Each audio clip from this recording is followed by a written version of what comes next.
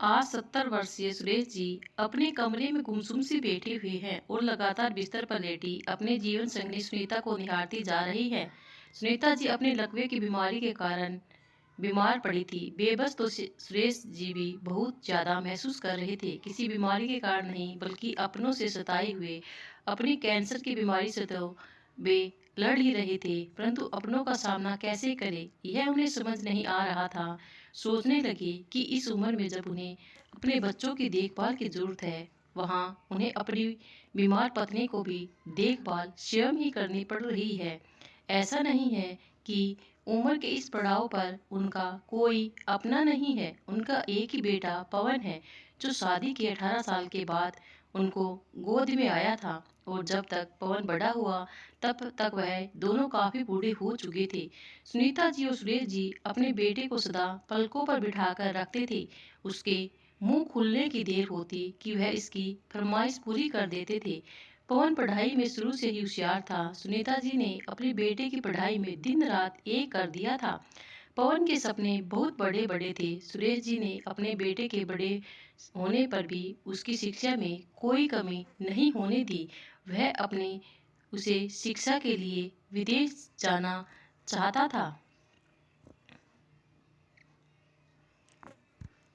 उसकी इस फरमाइश को पूरा करने के लिए उन्होंने अपने गांव की जमीन, यहाँ तक कि अपना मकान तक भी बेच दिया था और किराए के घर में रहने लगे। कुल मिलाकर अपने बेटे की फरमाइश में ही उन्होंने सब कुछ गंवा दिया। सुरेश जी सो रहे थे कि उनका मित्र उन्हें आगाह करता, सुरेश कुछ अपने लिए भी बचा कर रखना, सब कुछ लुटा रहा है तो बुढ़ापे में क्या करेगा तेरे पास। लेकिन उन्होंने कभी अपने दोस्त की चेतावनी को नहीं सुनी। वह हमेशा कहता, मेरा बेटा ही मेरी असली पूंजी है, मेरा अभिमान है, जो मुझे कभी झुकने नहीं देगा। यह कहते हुए उनका सीना गर्व से चौड़ा हो जाता। इस बात पर दोस्त ने सुझाव देते हुए कहा था कि अगर बेटे को विदेश में पढ़ना ही है तो उसकी पढ़ाई के लिए बैंक से कर्ज ले लो। तूने तो घर भी बेच दिया है और अब जब आगे बुढ़ापे का समय नजदीक आ रहा है तो पूरी तरह से अपने बेटे पवन पर निर्भर हो जाएगा। लेकिन सुरेश ने कहा, हम अपने बेटे की पढ़ाई के लिए बैंक से कोई कर्ज नहीं लेंगे। बच्चों को पढ़ाना तो हर माँ पिता का फर्ज होता है। अगर बच्चे खुद कर्ज चुकाएंगे तो उन्हें लगेगा कि उनके माता पिता ने उनकी पढ़ाई के लिए कुछ नहीं किया। सुरेश जी को उसे वक्त पूरा भरोसा था कि उनका बेटा हर हाल में उनकी देखभाल करेगा। उनका बेटा बाकी बच्चों की तरह बिल्कुल भी नहीं था। वह हमेशा कहते, मुझे मेरे बेटे पर पूरा भरोसा है। विदेश से पढ़ाई पूरी करने के बाद पवन अपने देश वापस लौटा। वह भारतीय लड़की से ही शादी करना चाहता था। सुनीता जी और सुरेश जी ने उनकी शादी उनकी पसंद की लड़की किरण से करवा दी। पवन ने अपना परिवार बसा लिया। आज वह एक मल्टीनेशनल कंपनी में उच्च पद पर काम करता है। अपनी कमाई से उसने एक अच्छा मकान भी खरीद लिया और वही अपने माँ बाबूजी और पत्नी के साथ रहता है।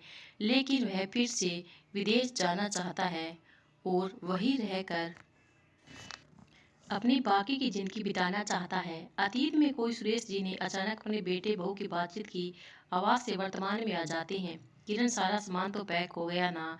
ध्यान रखना कुछ छूट न जाए। माँ बाबूजी के गर्म कपड़े जरूर रख लेना और खाने के बाद जो दवाई वह खाती है वह तो बिल्कुल मत भूलना। अरे पवन, तुम चिंता मत करो, एक एक चीज बड़े ध्यान से रखी है मैंने। और वैसे भी अगर कुछ छूट भी गया हो तो वे लोग वहीं से मंगवा लेंगे और फिर वहाँ पर बहुत से अन्य लोग भी तो होंगे। कोई चीज चाहिए होगी तो माँ बाबूजी उनसे मांग लेंगे। तुम सर दर्द मत लो, उन्हें कोई तकलीफ नहीं होने वाली। किरण पवन को चिंतित होते देखकर बोली, ठीक है, हम कल सुबह ही इन्हें छोड़ आएंगे और वैसे भी 15 दिन ही बाकी ही है, हमारी फ्लाइट है। उससे पहले हमें घर का फर्नीचर और बाकी का सारा सामान बेचना भी तो है। इस काम को करने के लिए भी तो समय चाहिए। सुरेश जी अपने कमरे में बैठे बैठे बहू की सारी बातें दिल पर पत्थर रखकर सुनते जा रहे थे। यह बातें सुन सुनकर उसका दिल बैठे जा रहा था। हालांकि एक अच्छी पत्नी थी और घर को बहुत अच्छे से संभाल रखा था, लेकिन उसकी नज़रों में हर पल उसके बूढ़े ससुर खटकते रहते थे। उनके कारण वह हमेशा परेशान रहती थी और कहती, अभी कुछ समय तो हुआ है हमारी शादी को, अभी से मुझ पर पूरे घर का बोझ डाल दिया है तुम लोगों ने। दिन रात सास ससुर की सेवा करनी पड़ती है, तुमसे शादी करके तो मेरी तो जिंदगी खराब हो गई। पवन ने उसे समझाने की कोशिश करता तो उस पर ही गुस्सा निकाल देता। आपको क्या पता, आप दिन भर घर पर नहीं रहती हो ना, थोड़ी थोड़ी देर बाद आपके बाबूजी को चाय चाहिए और आपकी माँ को खास तौर पर बना हुआ हल्का फुल्का भोजन। कभी इंसुलिन का इंजेक्शन लगाओ, कभी दवाइयों का ध्यान रखो। मैं तो तंग आ गई हूँ इस जिंदगी से। मेरी अपनी भी कोई जिंदगी है या नहीं? मुझे तो ऐसा लगता है कि मैं तुम्हारी पत्नी बनकर नहीं, तुम्हारी माँ बाबूजी की नौकरानी बनकर आई हूँ। इस रोज रोज की बहस से पवन भी परेशान हो चुका था। एक दिन जब किरण के मायके में शादी थी और उसे अपने पति पवन के साथ वहां जाना था, किरण ने बड़े उत्साह से अपनी ड्रेस खरीदी और शादी में जाने की तैयारी की। लेकिन शादी वाले दिन जैसे ही तैयार होने के लिए ब्यूटी पार्लर जाने लगी तो पवन ने इस यह कहकर रोक दिया कि पहले बाबूजी माँ के लिए खाना बना दो और उसकी दवाइयाँ निकाल कर रख दो, फिर चले जाना। लेकिन इतना सारा काम करने के बाद यदि मैं ब्यूटी पार्लर जाऊंगी तो तैयार होकर शादी में किस समय पहुंचेंगे? तब तक तो बहुत देर हो जाएगी। इन सब कामों में 1-2 घंटा निकल जाएंगे। तुम उनके लिए बाहर से खाना ऑर्डर कर दो, तब तक मैं तैयार होती हूँ, किरण ने कहा। तो पवन बोल, किरण, मेरे बाबूजी इस उम्र में बाहर खाना नहीं खा सकते, तुम्हें पता है, फिर उनकी तबीयत खराब हो जाएगी। हम लोग शादी में थोड़ा देर से चले जाएंगे, कोई फर्क नहीं पड़ता, पवन ने कहा। तो किरण गुस्से से बोली, मेरे मायके में शादी है इसलिए तुम्हें कोई उत्साह नहीं है? मेरी तो जिंदगी खराब हो गई है तुमसे शादी करके, आपकी शादी में नहीं जाना। मुझे तो लगता है मैं यह तुम्हारी पत्नी बनकर नहीं बल्कि तुम्हारे माँ बाबूजी की नौकरानी बनकर आई हूँ। क्या केवल अपने माँ पिताजी की सेवा करवाने के लिए मुझसे शादी की थी तुमने? अपनी बहू की यह बातें सुनकर सुरेश जी और सुनीता जी को बहुत दुख होता है और वह सोचते हैं कि बुढ़ापे में एक इंसान कितना लाचार हो जाता है कि अपने बच्चों से कुछ नहीं कह पाता। उसे दिन किरण सचमुच शादी में नहीं गई और रूठ कर बैठ गई। पूरे घर में सन्नाटा छाया हुआ था। किरण ने खाना भी नहीं बनाया। पवन उसे बनाने लगा लेकिन वह मानने को तैयार नहीं थी। तुम अपने बाबूजी को किसी वृद्धाश्रम में क्यों नहीं छोड़ देते? तो वह गुस्से में बोली। तो पवन भड़क गया। यह तुम क्या कह रही हो? मैं ही तो उनका एकमात्र सहारा हूँ। वे लोग बूढ़े हैं, बीमार है, लाचार है, तुम उन्हें छोड़ने को कह रही हो? भला कोई बेटा कभी ऐसा भी करता है? यह समाज, पड़ोसी और रिश्तेदार क्या कहेंगे? सब लोग तुम्हें रिश्तेदारों की पड़ी है। इस समाज के लोगों और पड़ोसियों की सोच है कि वह कभी चिंत है तुम्हें, लेकिन जिससे शादी करके लाई हो कभी उसके बारे में सोचा है? शादी के बाद कभी घुमाने कहीं लेकर गए हो? मुझे बताओ, कभी मुझे फिल्म दिखाने भी ले गए हो क्या? जब से आई हूँ बस तुम्हारे माता पिता की सेवा करती जा रही हूँ। बस अब तो बर्दाश्त नहीं होता, मुझे उन दोनों से मुक्ति चाहिए, नहीं तो संभालो अपना घर, मैं जा रही हूँ अपने मायके, और याद रखना फिर कभी नहीं आऊंगी।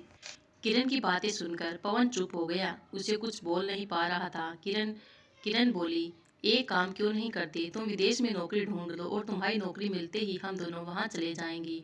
तब तक हम इन दोनों के लिए भी रहने का दूसरा इंतजाम कर देंगे। किरण अपने विचार बताते हुए मुस्कुराने लगी। अगले दिन हमेशा की तरह पवन अपने ऑफिस चला गया और जब मेल पर आया मैसेज चेक किया तो उसकी आंखों में चमक आ गई और खुशी से झूम उठा। किरण, मेरे देश में बहुत अच्छी नौकरी लग गई है, कंपनी वाले बहुत बड़ा पैकेज दे रहे हैं, अब हमारे सारे सपने पूरे हो जाएंगे। फोन पर बात करते हुए पवन ने किरण को खुशखबरी थी तो उसका चेहरा खिल उठा। वह यह सोचकर खुश थी कि अब तो उसे अपने सास ससुर की सेवा नहीं करनी पड़ेगी, अब वह अपना जीवन स्वतंत्रता के साथ जिएगी, जो चाहेगी वह करेगी। शाम के समय पवन अपनी नौकरी लगने की खुशी में मिठाई का डिब्बा लेकर आया। जैसे ही अपने माँ बाबूजी के कमरे में गया तो देख के पिताजी कमरे में नहीं थे, शायद बाथरूम गए थे, और उसकी माँ जोर जोर से खांस रही थी और धीरे से उठकर अपने पास रखे बोतल से गिलास में पानी डालने लगी। थोड़ा पानी उनके गले में गया और बाकी का पानी उनके कपड़ों में गिर गया। उस कपड़े भीग गए। पवन जानता था कि उसकी माँ की उम्र अधिक होने के कारण उसके हाथ पैर कांप नहीं करते और कांपने लग जाते हैं। यह देखकर बोला, माँ, इतनी खांसी आ रही थी तो किरण से गर्म पानी मंगवा लेती। सुनीता जी मन ही मन में सोचने लगी कि पहले ही उसका हम पर लोगों पर पारा चढ़ा रहता है, आप अगर गर्म पानी भी मांग लेती तो वह गुस्से में आग बबूला ही हो जाती। लेकिन बेटा बहू में झगड़ा ना हो, यह सोचकर सुनीता जी चुप रह गई। फिर पंखे की तरफ देखते हुए बोली, बेटा, कल रात को हम बिल्कुल नहीं सो पाए, यह पंखा खराब हो गया है, ना जाने क्या हुआ, कल तेरे ऑफिस की छुट्टी है ना, कल तो पंखे को ठीक करवा दे ताकि हम लोग रात को चैन से सो पाएं। और बेटा, मेरी और तेरे बाबूजी की दवाइयाँ भी ख़त्म हो गई है, वह भी ला देना। अपनी माँ की हालत को देखकर पवन परेशान सा हो गया। उसे समझ नहीं आ रहा था कि जो विदेश में नौकरी की खुशखबरी लेकर वह आया था, वह अपनी माँ को कैसे बताई। उसके मुंह से शब्द नहीं निकल पा रहे थे। इतने में किरण अब कमरे में आई और बोली, माँ कि जो दवाइयाँ मंगवानी है 2 महीने की इकट्ठी मंगवा लीजिए, और अब यह पंखा ठीक करवाने की कोई जरूरत नहीं पड़ेगी। बहू की बात सुनकर सुनीता जी हैरान रह गई और बरस आई नज़र से उसकी ओर देखने लगी। तो बहू बोली, अरे माँ जी, उन्होंने आपको बताया नहीं क्या? उनकी विदेश में नौकरी अच्छी लग गई है। बहू की आवाज़ सुनकर सुनीता जी हैरान रह गई। उधर सुरेश जी दरवाजे पर पैर खड़े के खड़े रह गई। उनकी आंखों में आंसू आ गई, खुशी के भी और गम के भी। अपने बेटे की तरक्की को देखकर वे दोनों पूछते, लेकिन उनसे दूर होने का गम भी उन्हें दुख देने लगा। फिर अपने बेटे को बहुत आशीर्वाद देने लगे, लेकिन फिर दूसरे ही पल सुरेश जी बोले, लेकिन बेटा, विदेश तो तुम दोनों जा रही हो ना, हम तो इसी घर में रहने वाले हैं। तो बहू ने ऐसा क्यों कहा कि आप पंखा ठीक करवाने की जरूरत नहीं है। उनकी बात सुनकर सुनीता जी बोली, अरे पापा, आप भी कमाल करते हैं। जब बेटा बहू विदेश दोनों विदेश जा रहे हैं तो हम बूढ़े लोगों को यही छोड़कर जाएंगे? हमारा बेटा हमारा इकलौता सहारा है, हमें भी तो साथ ही लेकर ही जाएगा ना। यह बात भी आपको खुलकर समझानी पड़ेगी क्या? इतना सुनते ही पवन के चेहरे के भाव कहीं गायब हो गए। उसके माथे से पसीना छूटने लगा और सामने खड़ी किरण उसे आंखों ही आंखों में इशारे करने लगी कि उन्हें वृद्ध आश्रम भेजने के बारे में बताएं। लेकिन पवन को अपनी बात कहने के लिए सबक नहीं मिल रहा था। उधर सुरेश जी अपने बेटे बहू की चुप देखकर तुरंत समझ गए कि इन दोनों के दिमाग में क्या चल रहा है।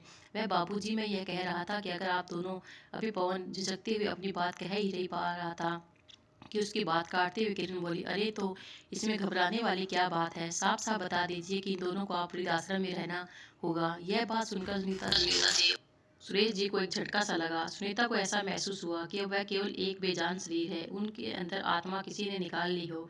उनका मन तो कर रहा था कि चीख चीख कर, लेकिन वह ऐसा कैसे? अपने बेटे बहू के रंग में भंग नहीं डालना चाहती थी। अपनी पत्नी की अवस्था को समझते हुए सुरेश जी ने उनके कंधे पर हाथ रखकर उसने धीरज बंधाया। फिर अपने आंसू पोंछते हुए धीमी आवाज में अपने बेटे को बोले, अगर विदेश केवल तुम दोनों ही जा रही हो तो हमें वृद्ध आश्रम भेजने की क्या जरूरत है? हम इसी घर में जैसे तैसे रह लेंगे। मैं अभी इतना सक्षम हूँ कि तुम्हारी माँ का ध्यान रख सकूँ, लेकिन बाबूजी, वहाँ जाने के लिए हमें यह मकान बेचना होगा। विदेश में छोटे से मकान का किराया बहुत ज़्यादा होता है, इसलिए इस मकान को बेचकर जो पैसा मिलेगा उस पैसों से हम विदेश में जाकर अपना मकान खरीद लेंगे। लेकिन आप लोग चिंता मत कीजिए, आप लोगों की जिम्मेदारी हमारी है। तो हमने आप लोगों का बहुत अच्छे वृद्ध आश्रम में इंतजाम कर दिया है, वहाँ आपको किसी भी चीज़ की कोई कमी नहीं होगी। इतना कहकर बेटा बहू अपने कमरे में चले गई। अपने बेटे बहू की बातें सुनीता जी और सुरेश जी को अंदर तक झकझोर गई। सुरेश जी कहने लगे कि अपने माता पिता को वृद्ध आश्रम में छोड़कर इतनी अच्छी तरह से जिम्मेदारी निभा रहा है, हमारा बेटा हमें जीते ही हमसे ठिकाना ही छीन लिया। विश्वास नहीं हो रहा कि जिस बेटे के लिए हमने सारी जमा पूंजी खर्च कर दी, आज वही बेटा ही हमें बेघर कर रहा है।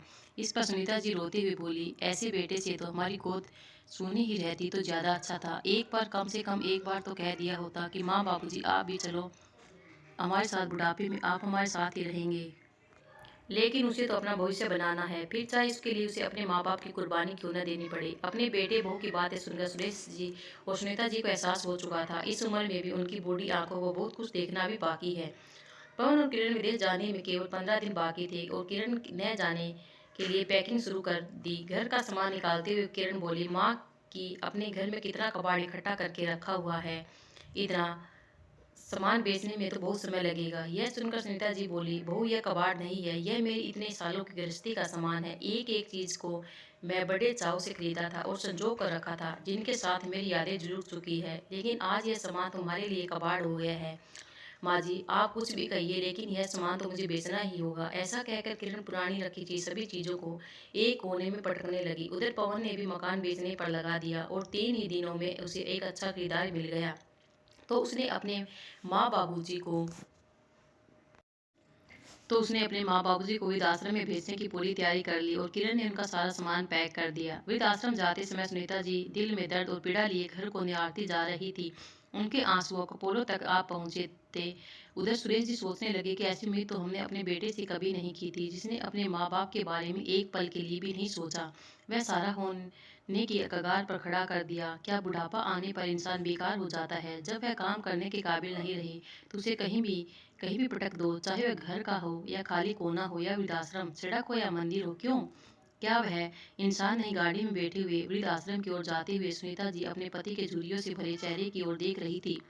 उनके मन में चलते उथल पुथल और उनके शिक्षक के हृदय की आवाज केवल सुनीता जी ही सुन पा रही थी। इतने में उनके विचार श्रृंखला को भंग करते हुए पवन ने आवाज दी, माँ बाबूजी, हम वृद्धाश्रम पहुंच चुके हैं।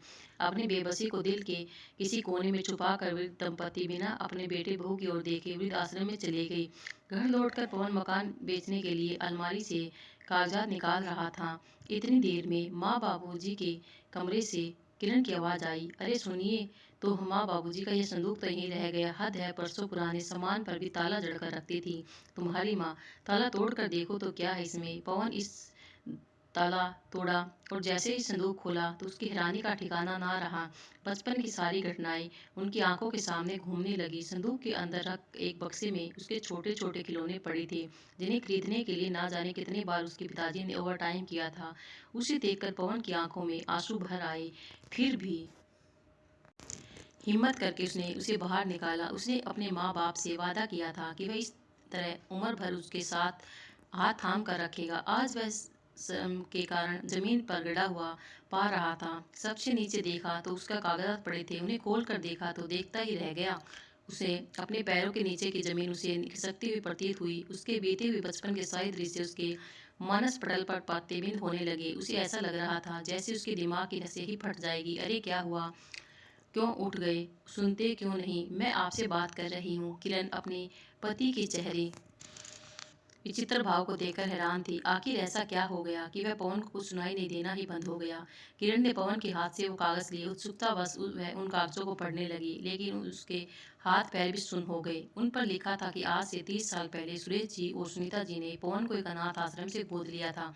उसकी हैरानी का ठिकाना ना रहा। तभी पवन चिल्लाया, मुझे बहुत बड़ा गुनाह हो गया। लानत है मुझ पर। मेरे जीने माँ बाप ने मेरी सारी खुशी और इच्छाओं को पूरा करने के लिए अपने जीवन की खुशियों को एक तरफ रख दिया। जीवन के इस पड़ाव पर मैं उन्हें वृद्ध आश्रम में छोड़ आया।